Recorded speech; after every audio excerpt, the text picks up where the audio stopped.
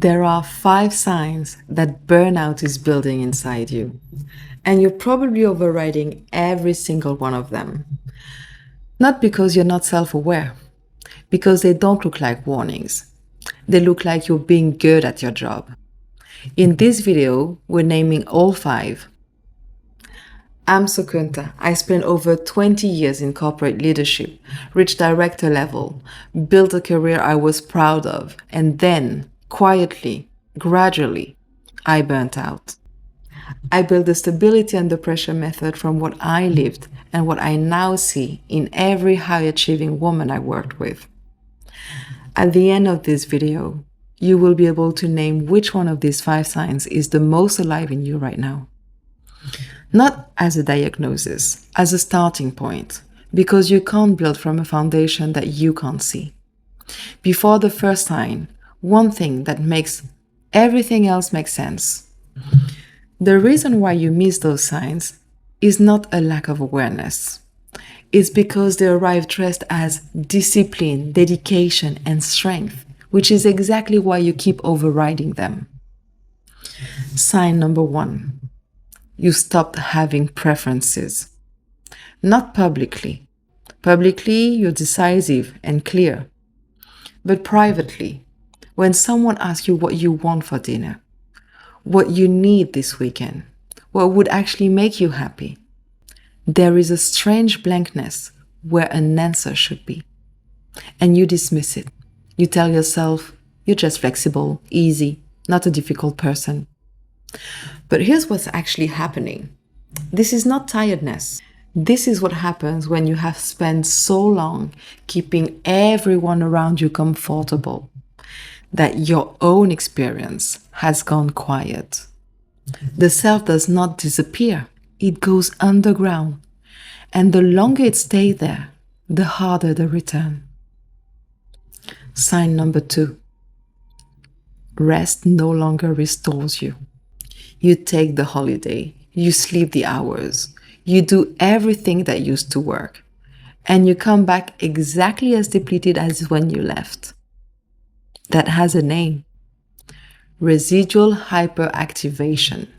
Your nervous system stays switched on even when your body has stopped moving. Which means this is not a physical exhaustion, it's an identity exhaustion.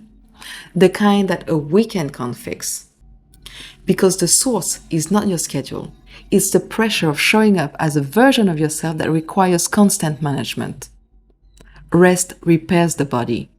It can't repair a self that's been quietly abandoned. Sign number 3. Your tolerance for other people's chaos has become your identity. You're the stable one. You're the one who holds it together. The one people come to when things fall apart.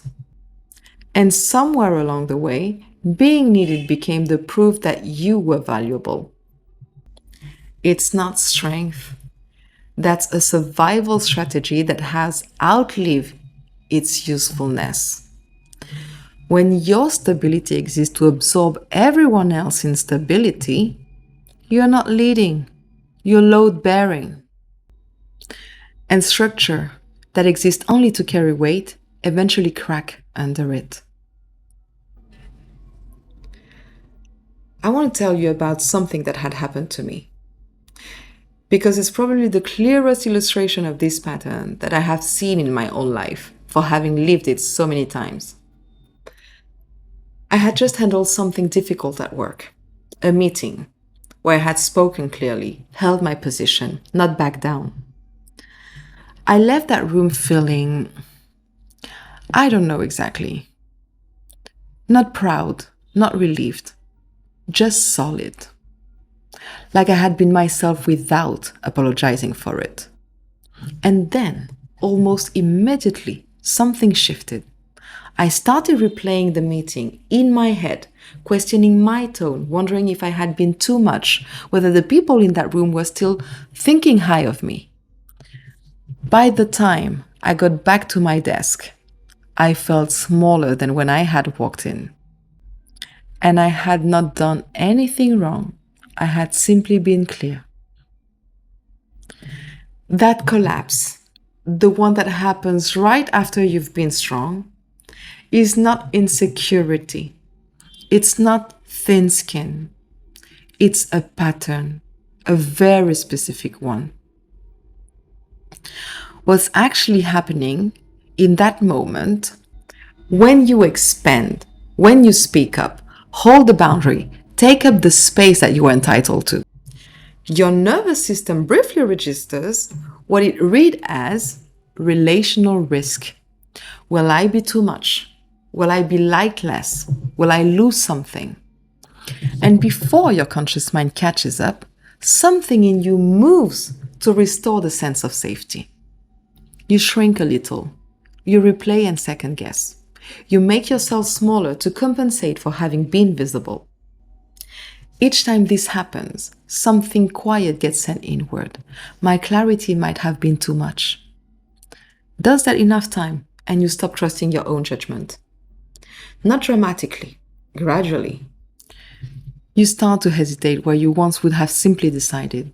You need someone else's agreement to feel sure of something you already know was right. That's the erosion. That's what I call the self-trust erosion cycle. And sign 3, being the stable one, the load-bearing one, feeds it every single day. Because when your role is to absorb, you never get to simply be. You're always managing, always performing a version of stability that costs you more than anyone around you can see.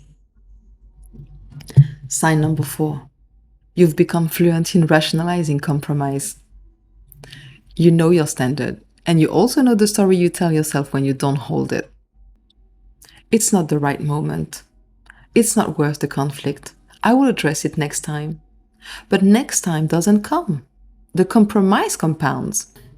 And the version of you that once held the line starts to feel like someone you used to be. This is not flexibility. Flexibility is a choice made from stability. What I'm describing is erosion, the gradual lowering of the line under the accumulated pressure of wanting to be seen as reasonable, easy, and low maintenance.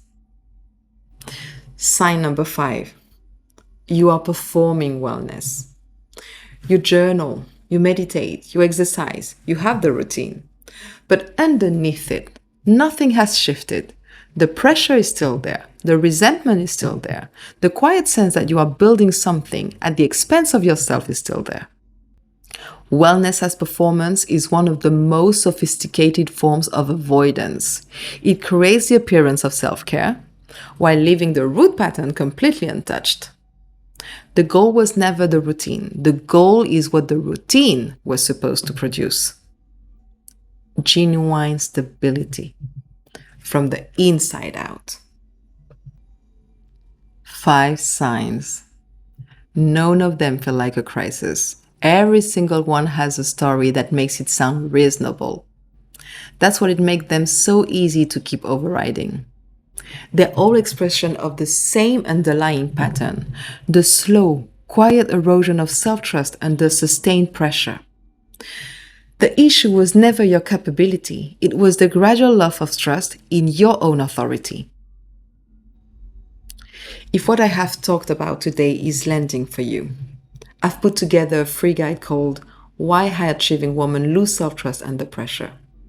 It goes deeper into the mechanism behind what we have covered today, the pattern, how it builds, and what it actually takes to interrupt it.